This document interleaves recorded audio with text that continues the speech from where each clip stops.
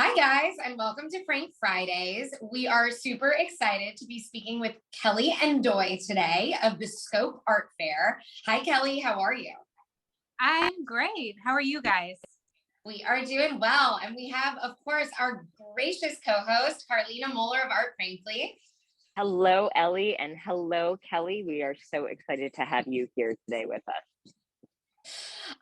So why don't I go ahead and just get us started? Kelley, I'm going to kick off our interview with the first question. Can you describe for us what your ideal art-related activity or day trip would be? Sure, definitely. First, I want to say thank you guys so much for having me. I'm really glad to be here. And this is a wonderful opportunity. It's a pleasure to meet you guys face to face, even if through the screen, it's really wonderful. And just to introduce myself, I am Kelley Ndoye. I'm the executive director and CFO of Scope Art Show. As much as I work in arts administration and the professional side of arts, I, started as an artist and I am an artist as well. So I think an activity, creating art, embracing that just process and moment and maybe state of meditation and relaxation that you can get doing that. I also attempted it with my children as well. We had it, I wouldn't say meditative, trying to do it with children, but we had a similar, experience, and I'm trying to cultivate that with them, a practice of just seeing and being in the moment. And then I think another aspect of art that I really enjoy is the complete opposite, where it really involves people and connections and events. Again, still your connection with the art that you're looking at, but then how that relates to being with other people. So another, favorite activity or afternoon would be meeting up with some people, to go to shows, to go to art fairs, being at my own art fairs and connecting with people that are coming through and talking to them about the art that they're seeing and their favorite things and their own experiences in ways that we are different and can connect and have conversations about that, is really beautiful and important to art in general, but certainly part of something that I do for a living.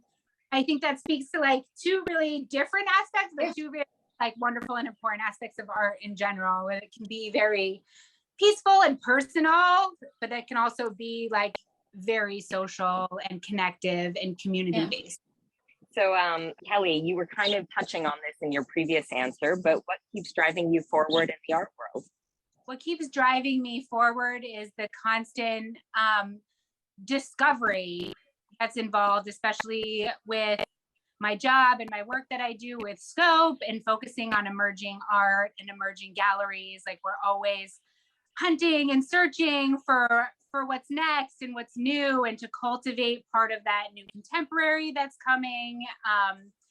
And it's hunting for treasure. I almost compare it to going into a thrift shop with a mission of finding that treasure, that thing that no one else has seen yet, and getting it and presenting it and bringing it out and showcasing it.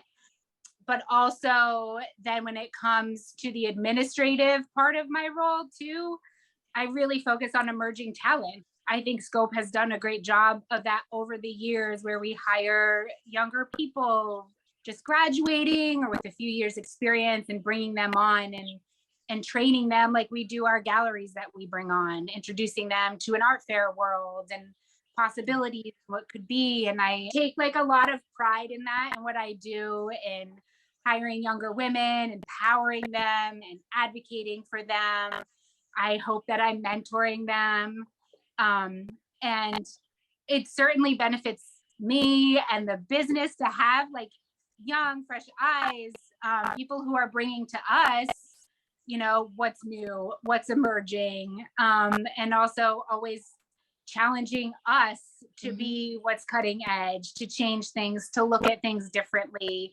So who keeps you inspired in your personal and professional life? Two of the most important women in my life, my daughters. certainly inspire me personally every single day since before they were born, and continue to like motivate and challenge me every single day. They certainly motivate me to be a better person, to be a better mother, to just be the best me that I can be, to help them be the best that they can be. Transitions to my professional life as well. I think it's important for my daughters to see me working, to see me working hard and investing time and energy into something that I feel very good about and important about, involved in. They get to see me be creative, and really take ownership of what I do and be proud about it. I think that sets a great example. Things that I've learned about, in touch with my own creativity has helped me as a parent. Yeah. Approaching how I parent and making sure that the arts in general are a very important part of bringing them up and their development. Well, I think this is maybe a nice segue to the next question, which really asks you to kind of muse on where you would be professionally, and I might even argue personally, in the next 10 years. I certainly plan to be still working with Scope. Yeah. We have like some really big plans. I mean, I've been here for 10 years and invested so much. And I've also invested so much in like where we're going the next 5 years that I'm really excited to see those things and be a part of them. And I don't think I could get away if I wanted to. Yeah. But I also, professionally want to expand into like other experiences. I always like want to take on a challenge and learn something new, make myself a little uncomfortable, and then expand on what I do and get more into like consulting and curating, possibly starting up an artist residency, Yeah. still continuing to do what I do, but building upon it. Yeah. I'd love to say in 10 years I'm retired and just working in a studio, but I'm not that old, I guess. I don't know. I think it's all relative now. You can pave your own path. Yeah, maybe 20 years from now, retired in a studio. But if money were no object, which artwork would you acquire and why? Yeah, I like this question. And I think it's a little than our conversation has been so far and what I focused on with young, emerging, with the new contemporary. And I would say my answer is I would love to own a Monet water lilies painting. As a very young girl, I have to say maybe I was 8 years old. It was my first like museum exhibition I went to. And it really sparked something in me as a young child and inspired me to create art. It showed me I can remember seeing like the curved paintings that took up a whole wall space. Like who knew you could make a curved painting and they didn't have to be flat or that it didn't have to be so realistic. It was these impressionists. They were just so big and different than I understood what art could be as 8 years old.